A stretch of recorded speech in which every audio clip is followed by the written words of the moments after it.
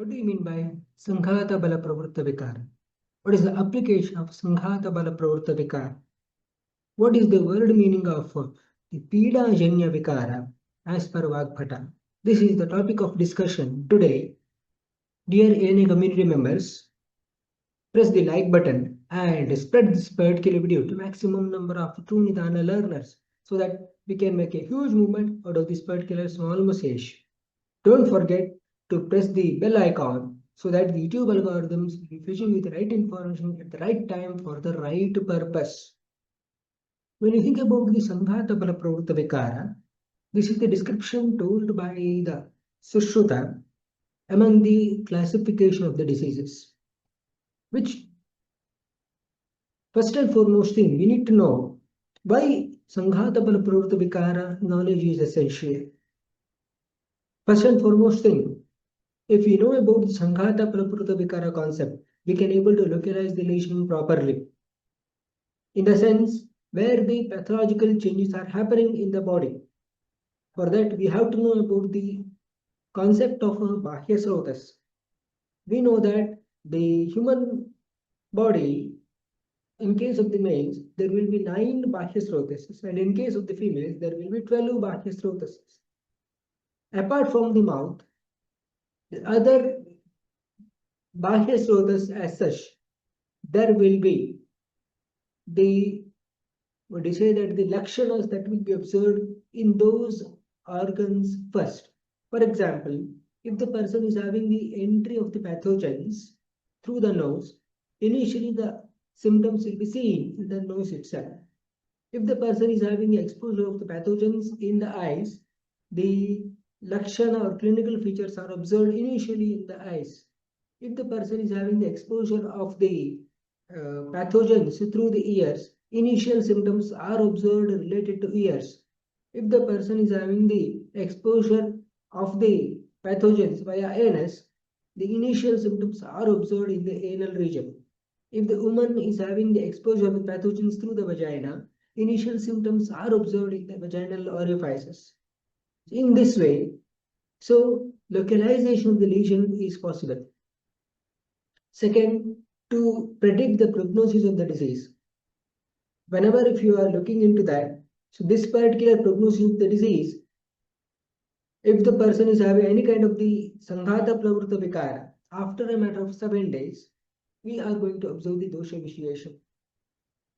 In that particular situation, if one dosha is being inflicted, or 2 dosha is being vitiated, or 3 dosha is being vitiated, so that will be giving us the prognosis of the disease. As we know, one dosha vitiation may have the Sukha Sattva, and many dosha affliction may indicate incurability of the illness. And one Roga Marga affliction may suggest the curability of the illness, whereas multiple Roga Marga affliction may suggest incurability of the illness. So in that way, so prognosis of the disease can be done with knowledge of Sanghata Pravritta Vikara and to plan the appropriate line of treatment. Whenever there is trauma, there are 2 categories, Sadhyovrana and Purana Vrana. Sadhyovrana Chikitsa is totally different and Purana Vrana Chikitsa is totally different. And as each of these types will require specific line of treatment. Sushruta says 60 different types of the Chikitsa specifically for Vrana. That is in the context of Shrishti Rupakrama. So this is the knowledge that is Sanghata Pravritta Vikara. If you know that, then these are the things are easy to manage. Now coming to the Sanghata Pravritta Vikara. Sanghata Pravritta Vikara that comprises 4 words. Sanghata, Bala, Pravritta and Vikara.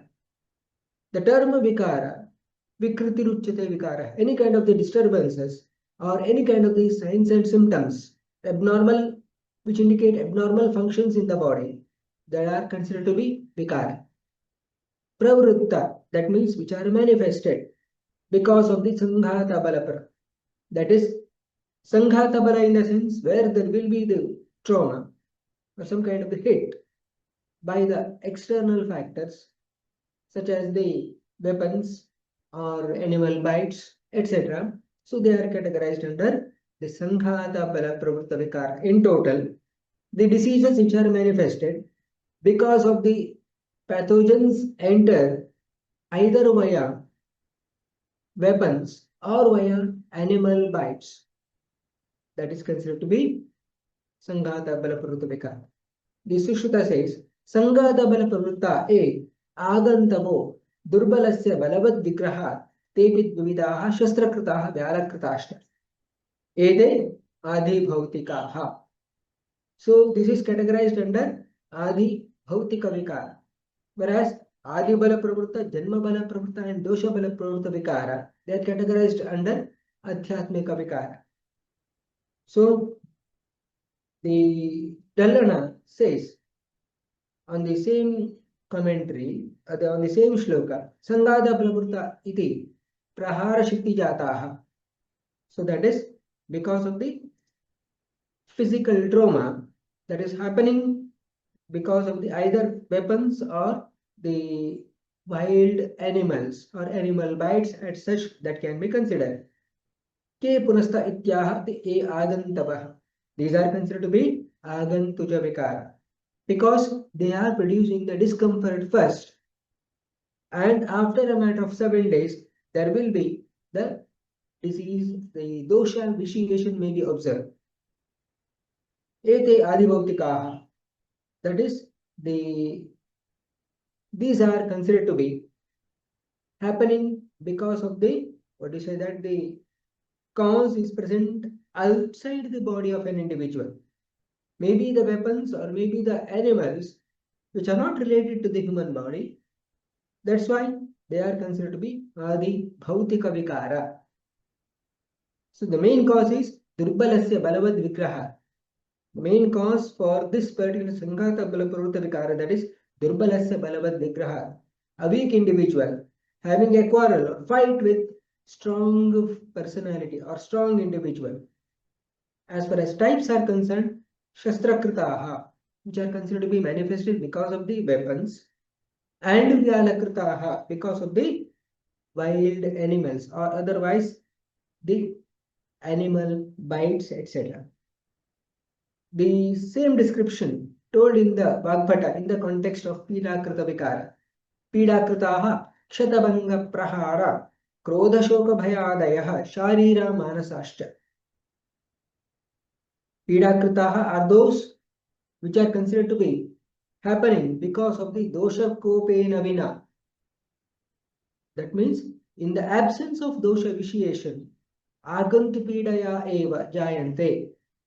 There will be the symptom manifestation. That's why they are categorized under Pidakrita Vikara.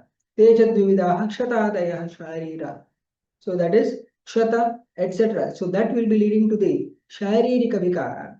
And Krodhadayo, Krodha Shoka Bhaya, etc. That will be leading to Manasika Vikara. So in the Sushruta, Sharira and Manasa are categorized under Dosha Bala Pravritta Vikara of Adhyatmika Vikara, whereas the Vagbhata says Pidakrita Vikara, that is categorized under the Sanghatabala Pravritta Vikara, that is Sharira and Manasa, they are categorized under Pidakrita Vikara. As far as the clinical application is concerned, Durbalasya Balavad Vigraha. So here a person is physically strong and here the person is comparatively weaker. So if any kind of the fight will happen, naturally the person who is going to have the maximum disturbances or maximum trauma may be related to this particular individual, whereas he will be comparatively having the, what do you say, that the normal functions itself. So Durbalasya Balavad Vigraha, if the person is physically weak and he is indulging in the fight with the strong, physically strong individual, he is likely to develop Sanghatabala Pravritta Vikara. As far as types are concerned, Shastrakrita, these are the different weapons, they are being observed nowadays. Any kind of the injury happening to an individual because of the exposure to these different weapons, then so that will be leading to Sanghatabala Pravritta Vikara. Regarding the Vyalakritaha, that means any kind of the animal bites, not only related to the dog bites or the bites by the wild animals, even the mosquito bite, scorpion sting, etc., that can be categorized under the Vyalakrita Vikara itself. To sum up, Sanghata Bala Pravritta Vikara, they are comprising of 4 words: Sanghata, Bala, Pravritta, and Vikara.